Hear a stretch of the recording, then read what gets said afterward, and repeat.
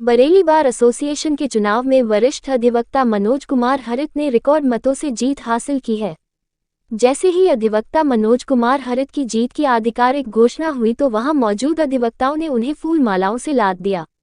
अधिवक्ता मनोज कुमार हरित ने अधिवक्ता अनिल द्विवेदी को 557 मतों से पराजित किया।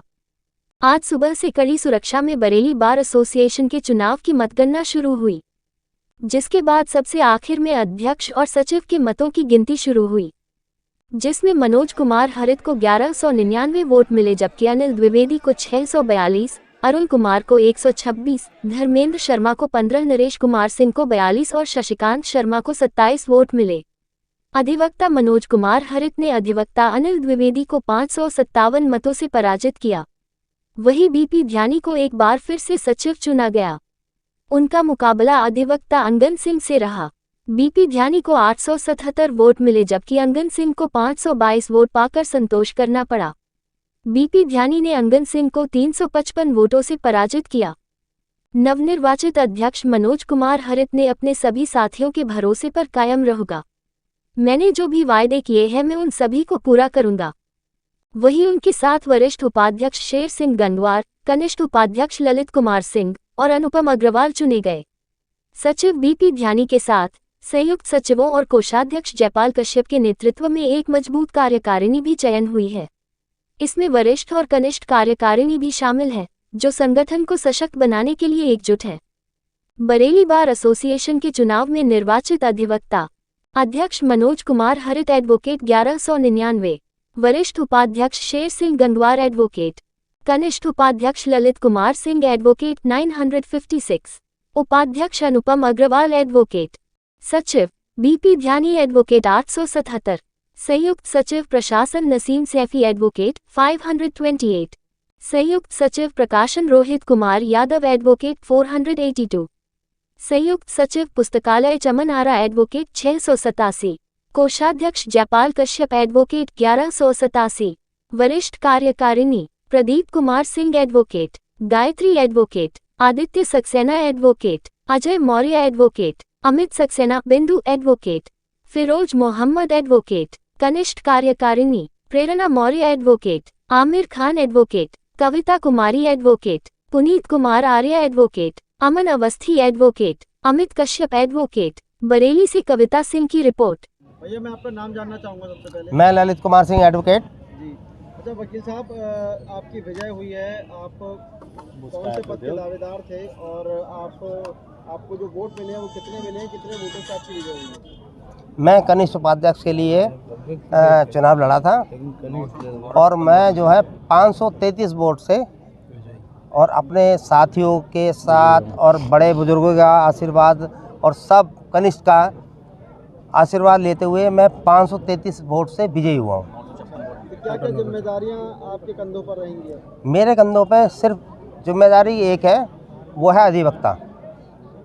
अधिवक्ताओं के लिए जिम्मेदारी, अधिवक्ता कुछ सक्षम है और सक्षम इसलिए है क्योंकि वो खुद कमाता है खुद खाता है, पर उनकी कुछ परेशानियां होती हैं जिसके लिए हम चुने जाते हैं पदाधिकारी, और हमारी 21 की कमेटी होती है जिसमें सब पदाधिकारी होते हैं और उसमें जो है सब ये 21 पदाधिकारी जो है सभी अधिवक्ताओं के लिए जो जूनियर हो, सीनियर हो, महिला अधिवक्ता हो, सबके लिए बढ़ चढ़कर काम करना चाहते हैं। तो कौन सी ऐसी मुख्य समस्या है जिसको लेकर आप आवाज़ उठाएंगे? क्योंकि हम लोगों ने कई लोगों से बात करी थी तो कई सारी समस्याएं थी। मुख्य समस्या थी 1 साल का कार्यकाल। जी देखिए, 1 साल का कार्यकाल या 2 साल का कार्यकाल ये मेरे मायने नहीं है। मेन चीज़ है कि अधिवक्ताओं का सम्मान होना चाहिए, जिसमें सबसे बड़ी बात यह है कि चाहे वो अधिवक्ता जूनियर हो, चाहे वो सीनियर हो, चाहे वो महिला अधिवक्ता हो, चाहे कोई हो, उसमें सबसे बड़ी समस्या यह है कि इस बरेली बार प्रांगण में करीब 5000 अधिवक्ता हैं। सब अपना खा कमा रहे हैं, उससे हमें कोई लेना देना नहीं है, पर यह है कि उनकी समस्याएं सबसे बड़ी ये है कि चैम्बर्स तो बात की बात है। सबसे पहले समस्या है पुलिस प्रशासन। पुलिस प्रशासन अधिवक्ताओं के लिए ये सोचता है कि अधिवक्ता क्या है, जबकि ये भी होना चाहिए कि अधिवक्ता क्या है, जबकि पुलिस प्रशासन या जुडिशियल हो या कोई भी हो, अधिवक्ता ही उनका साथ देता है। फिर भी वो अधिवक्ताओं को साथ सम्मान नहीं करते हैं, उसका हमेशा विरोध रहा है। दूसरी बात यह है कि हम ये चाहते हैं कि इस बरेली प्रांगण में अधिवक्ताओं के लिए, उससे पहले महिला अधिवक्ता भी हैं, उन्हें भी बड़ी समस्याएं होती हैं। समस्या ये होती हैं कि जुडिशियल में वो जाती हैं, उन्हें बैठने का स्थान नहीं मिलता है। मैं चाहता हूँ कि जुडिशियल में जो है कम से कम 5 से 10 सीटें वरिष्ठ अधिवक्ताओं के लिए और महिला अधिवक्ताओं के लिए रिजर्व होनी चाहिए। मैडम, सबसे पहले आपका नाम जानना चाहूँगा। सर, मेरा नाम चमन आ रहा है।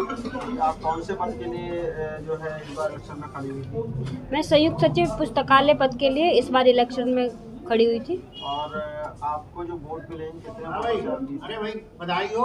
Thank you sir, thank you so much. ठीक है, 687 वोट मिले हैं मुझे, जिसमें 87 वोट से मेरी जीत हुई है। तो इस बार क्या प्राथमिकता रहेंगी आपकी और आप पर क्या जिम्मेदारियाँ?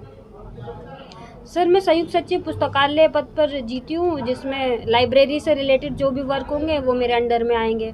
तो मेरी प्राथमिकता यही रहेगी, जो लोगों की शिकायतें हैं एक्ट को लेकर, बुक्स को लेकर, जो चीज़ें नहीं मिल पा रही हैं या पर जो भी वहाँ पर कमियाँ हैं, उन सबको कंप्लीट करना है मुझे अपने कार्यभार को संभालने के बाद। Thank you so much.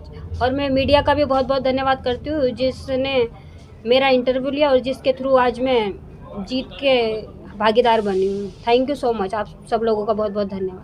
Complete करना है मुझे अपने कार्यभार को संभालने के बाद। Thank you so much. और मैं मीडिया का भी बहुत बहुत धन्यवाद करती हूँ, जिसने मेरा इंटरव्यू लिया और जिसके थ्रू आज मैं जीत के भागीदार बनी हूँ। थैंक यू सो मच, आप सब लोगों का बहुत बहुत धन्यवाद। शेर सिंह गंगवार, वरिष्ठ उपाध्यक्ष कर रहे थे और आप आज जो विजयी हुए हैं, कौन